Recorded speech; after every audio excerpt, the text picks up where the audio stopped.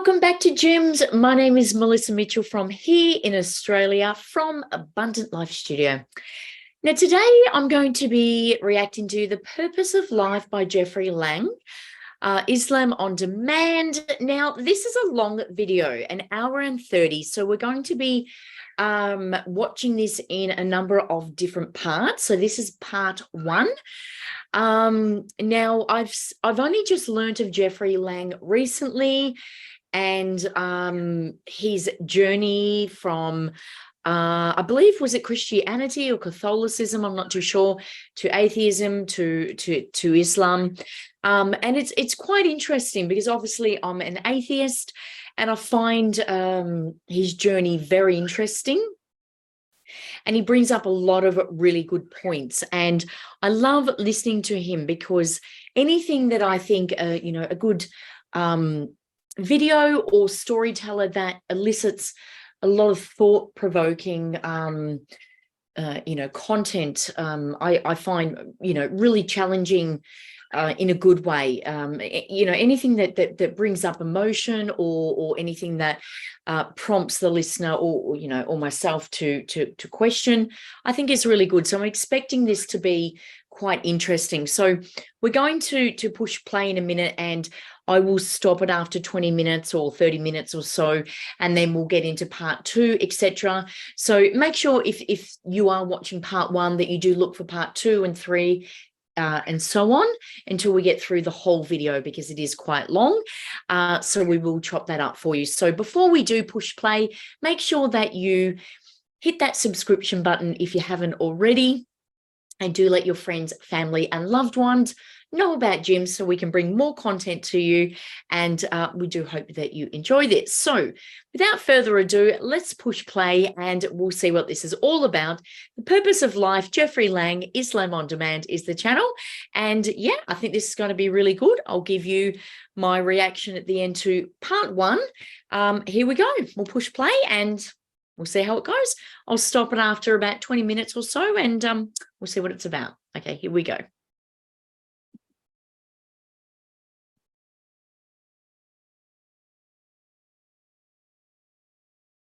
Okay, so waiting for it to start there.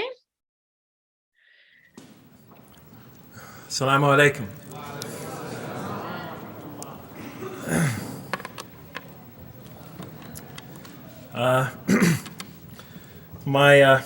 I've come from the University of Kansas. We're playing in the Final Four this very instant. So I want to let you know that you've asked a lot of me today. No, I'm just joking. All right, very briefly, I just want to talk a little bit about what the Quran has to say about the purpose of life. Okay. I think this is an extremely important subject, especially for Muslims living in America, because we're sort of a minority and new religion here, and many people are interested in what we believe. And I think the primary question that people want answered when they first consider another religion is how that religion views the purpose of life, the purpose of of our existence here. And so I'm going to begin, though, talking about an atheist point of view, because I want to talk about what sort of answers the Quran might have for an atheist. So to begin this, I need to talk for about 5 or 10 minutes about what I believe contributed to my becoming an atheist, because I grew up in a Christian family. And then I'll talk for about 45 minutes or so about what I experienced in the Quran and how that sort of changed my perception. So it's very simple. But my wife always says I should summarize what I'm going to do before I talk, because it's easy to get lost in my speeches. And my wife doesn't have a lot of confidence in my speaking ability.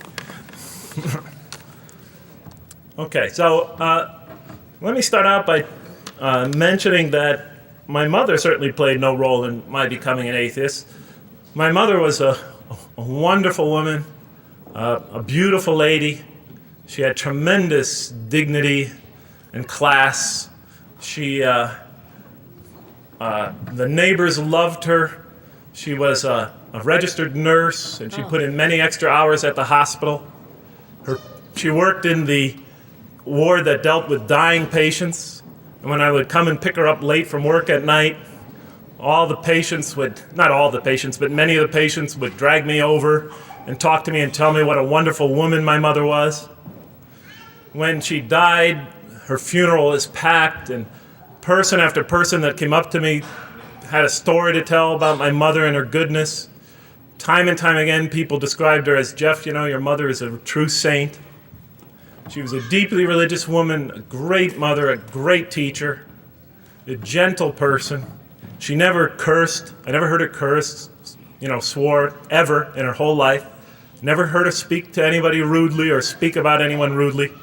She was a tremendous example of a truly religious person. And she didn't wear it on her sleeve. It was just slowly but surely you could see it just in her day-to-day interactions with people. My father, on the other hand, was a difficult man. My father, for some strange reason, had this tremendous rage inside him. Wow. I don't know where he got it. He had this terrible violence inside him. And every night, he would try to quell that violence with hard drinking. And his drinking, though, only made him all the more volatile. Because my father could be laughing and joking one minute, and he could fly into an angry rampage the next for some unexpected reason. You never know what would trigger it. And once he flew into that angry rampage, it would take, he would just go wild in the house. The house would be in havoc. And he would rage on and on and on, and it would take an awful lot of liquor and several hours before he would finally go to sleep. And this would happen night after night after night. And so my four brothers and I was the fourth in line.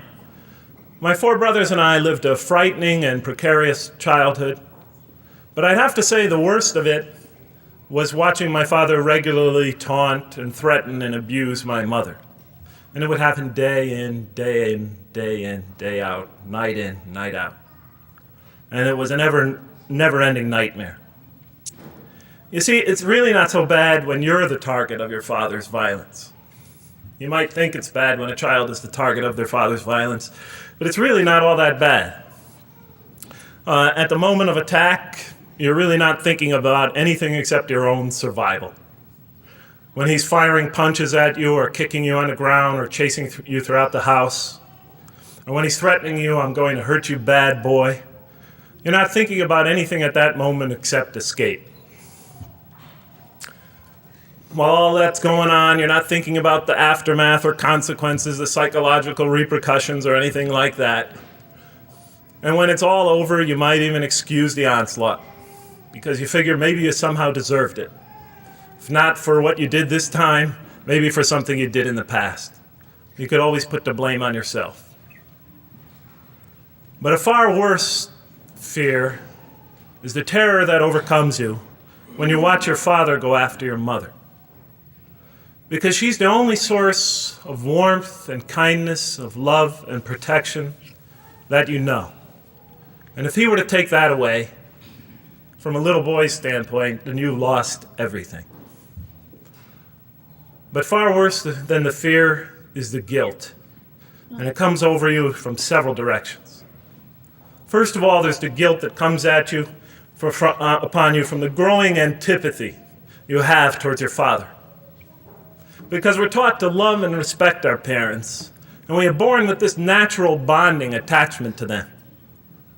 But when you watch something like this happen night after night after night, and this rage is growing inside you, you're being pulled in opposite directions. Then there's also, of course, the guilt that comes when you think that you might be the cause of this night's violence. Maybe something you said or did that you didn't even realize triggered it. Maybe just your father's dislike of you triggered an argument between your mom and him that is now raging on downstairs. But the worst guilt of all, and it is by far the very worst, is knowing that you did nothing to stop your father from hurting your mother. Because while he raged on against your mother downstairs, you hid in your bed, and you trembled underneath the covers. Maybe you whimpered and you cried and you put the pillow on your head. And thus, you traded personal respect for personal safety. And with each such incident, you come to realize with ever greater and greater clarity, you come to realize your own weakness, your own impotence, your own incompetence, your own worthlessness, your own cowardice. And the hate grows and festers inside you, not only for the man that you call father, but for yourself as well. It is a terrible, terrible thing to make a young boy choose between his mother and himself. It is extremely unfair. I noticed that tomorrow there's going to be tomorrow morning, a lecture about spousal abuse given by Dr. Shaheen Rizwan. I hope you'll all attend it. I think it's a very important subject. When I was little, I used to daydream about life without my father. I just wanted the violence to go away. I wanted not to be afraid anymore. I felt like I was trapped in a bad dream and there was no way out. And so I prayed to God again and again and again to remove my father from our lives. But he was always there, and very soon I began to wonder if God really was. I could not fathom why God would subject my mom to such lifelong punishment. Could not imagine what great sin she must have committed, or that we, her children, must have committed to deserve my father. I didn't have the maturity to sort out such questions, but I had enough fear and anger to provoke them. I was too young to see the wisdom in allowing my mom, to suffer the violence and abuse of my father. I was too young to understand why God would let innocent children tremble night after night after night in their beds, fearing that they might not see their mother the next morning. I was too young to see how the mercy of God could even extend to my father with all his terrible failings. All I could see in my world was chaos and violence and fear, and so it became easy for me to question the existence of God. And I began to do that at a very early age. I think I'll even say that the turmoil of the 60s and 70s, that's the age when I was a teenager, in the late 60s, early 70s, only reinforced my skepticism. Yeah. When John and Robert F. Kennedy were assassinated, or Martin Luther King was gunned down, when Vice President Agnew was kicked out of office and Richard Nixon soon after him, when the race riots erupted in city streets like mine, and gang fights erupted in our cities, many of those which I was involved in, when I saw the bizarre and senseless carnage of Vietnam, they all confirmed the lesson that was already ingrained in me and that my father had taught me so well, that the world is dominated by random, consuming, undiscriminating violence. And very soon I began to ask why. Why would God make it that way? Why wouldn't he just pop us into heaven from the first and spare us all this suffering? Why does he let little children in Vietnam get napalmed and run down the street naked on fire when they had done nothing to deserve it? Why does he let the race riots go on? Why does he let the leaders be assassinated? Why does he just let the violence go on and on and on for people who had nothing to do with it? It wasn't of their own making. Why didn't he just make us angels and pop us into heaven if he could make us angels, which I was always taught he could? Why did he make us so susceptible to sin? Why didn't he make us impervious to it, like he made the angels?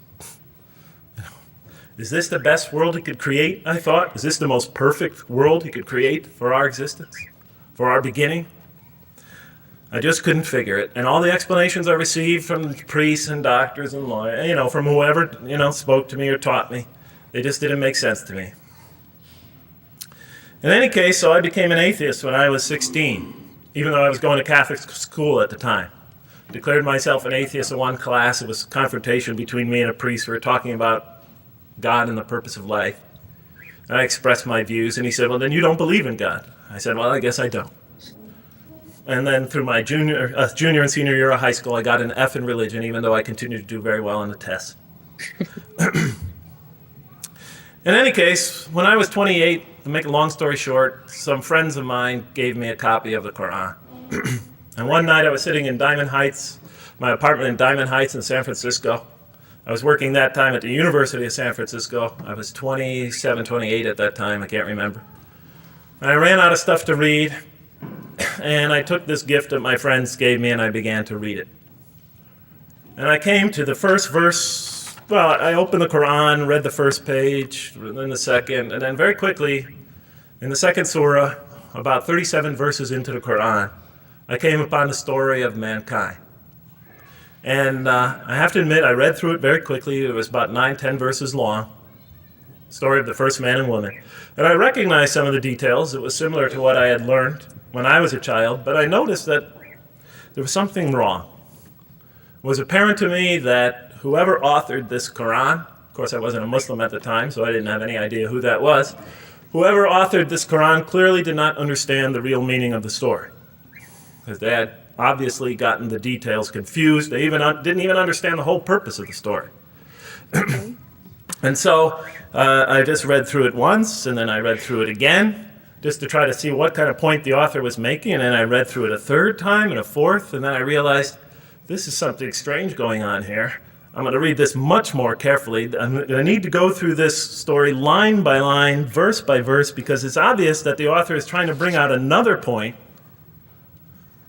And I wasn't quite sure what it was, but definitely he packs a lot of meaning into almost every word.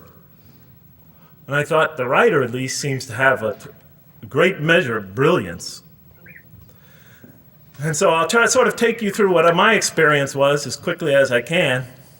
So I came to the 30th verse of the second surah, Surah Al-Baqarah. And it began like this.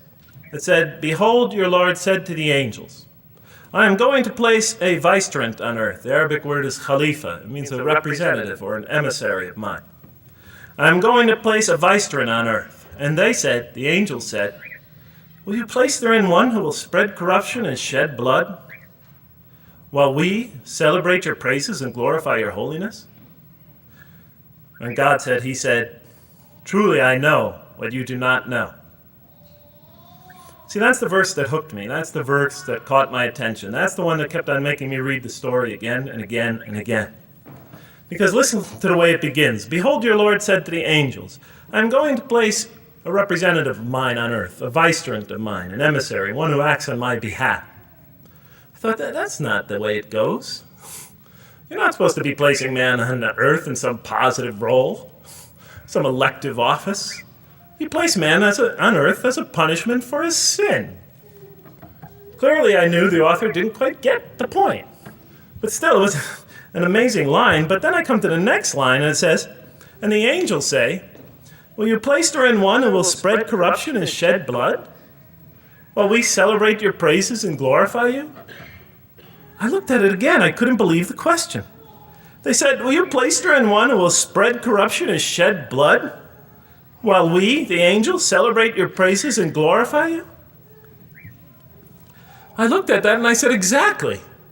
That would be my question. Why would you create this being, supposedly for some positive role, when he's capable of doing tremendous wrongdoing? When he could spread corruption and shed much blood? Why would you create this violent and pernicious creature when you could create angels? As the angels clearly say, while we, the angels, celebrate your praises and glorify you. They're asking one of the most fundamental questions in the entire history of religion.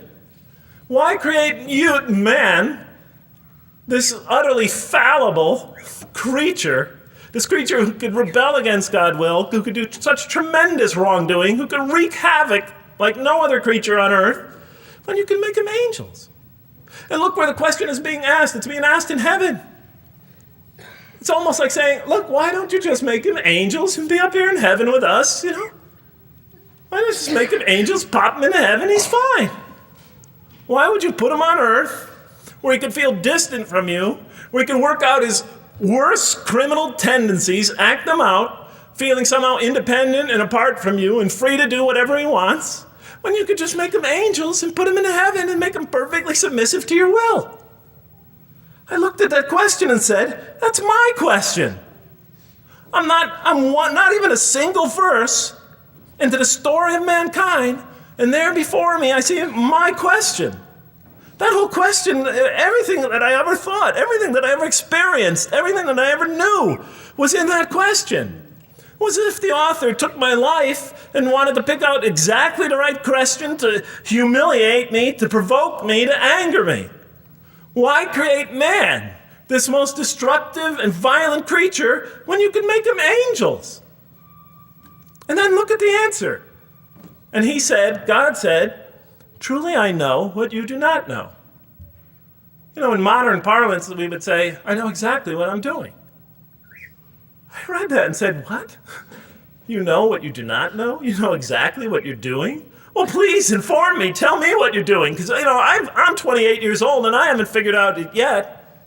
And I have a lot of issues that I'm still dealing with that's connected to this question. You can't just get off that easy. You can't just tell me you know exactly what you're doing. Not after what I've been through. Not after you made me this way. Wow. So that's part one. I'm going to come back and do a couple more parts with that. That very emotional start to that. I didn't realize that was the start of his life. That is absolutely heartbreaking. And I can completely see why he rejected his religion or religion in general. I am an atheist, and look, I didn't have an upbringing like that, but I do agree with a lot of his questions as to why he became an atheist, because these are a lot of the questions that I've asked. And the reason why I've paused it here is because I want to see the next part and explore on this further, because this is a very strong question that I ask as well. Then why is there so much bad? Why are children sick? Why, you know, do such terrible atrocities take place if there is a God, if you know, there is such things? So, and this is why I've paused it here to reflect on that, because I think it's a really powerful question. And I know that Jeffrey, you know, the next part will be really fascinating, and I really want to dive deeper into that. Really powerful start. As you could see, I had the tissues out. What a powerful first part of his life to go through that. And so many people watching this video would have gone through something very similar or worse, or, you know, experienced that. And I really thank him for sharing that, because that's not an easy thing to share. My mother had a very similar experience. So to hear that, yeah, it's not easy to listen to that. And I really appreciate him sharing that, because that, you know, yeah, that's not easy. And he's obviously used that to empower himself further, to take that and to really truly understand what, you know, and give meaning to his life. And there's a saying that I was talking to someone just yesterday about this as well. And I always like to say it, and you can either say, you know, the same water that softens the potato will harden the egg. So the same water in one situation will harden, or the same water will soften. So, you know, because this happened to me, I can't do this, but because this happened to me, I can do this. So it's what happens to us that can empower us, or to bring us down. And this is what, you know, I know it's sort of getting off the track of religion, but it's the same sort of thing. It's taking something like religion, or like, you know, the universe or the power or whatever it is that's in you, and it's, you know, be it religion or whatever it is, and making that into something truly amazing. So that's why I paused it now, and I'm really looking forward to going back to part two.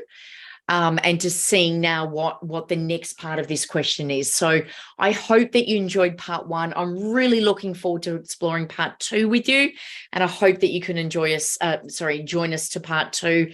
If you like this, let us know in the comments what you thought of part one. that had me in tears. That was absolutely beautiful. And, you know, I really thank him for sharing that, because that's not easy.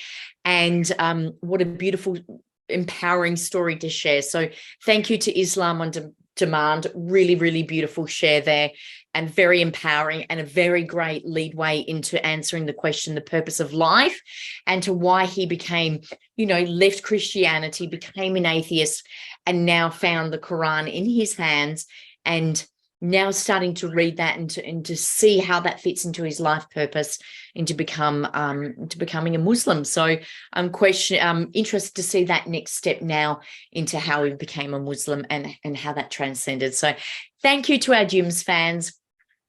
I look forward to seeing you in the next step. Part 2 to The Purpose of Life, Jeffrey Lang, Islam on Demand.